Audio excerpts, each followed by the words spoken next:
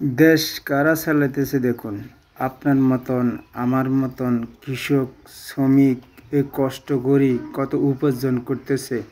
এরা এই খাবারগুলা আপনারা যারা মন্ত্রী ম্যাজিস্ট্রেট কুর্সিতে বসিয়েছেন, ইঞ্জিনিয়ার হইতেছেন, ডাক্তার হইতেছেন, এরা শ্রম করতেছে, এরা পরিশ্রম করতেছে, ওইদিকে আজ আপনারা খাইতে পাইতেছেন, মুখে চারটা ভাত খাইতে পাইতেছেন, মুখে তরকারি নিতেছেন, সব কিছু খাইতেছেন। কোথা থেকে খাওয়াটা আইতে? যদি এরা যদি পরিশ্রম না করতো, দেশের জন্য যুদ্ধ না করতো, পরিশ্রম না করতো, আপনারা আজ দেশের নিয়ে দেশ চালাতে পারতেন, অহংকার করতে পারতেন না।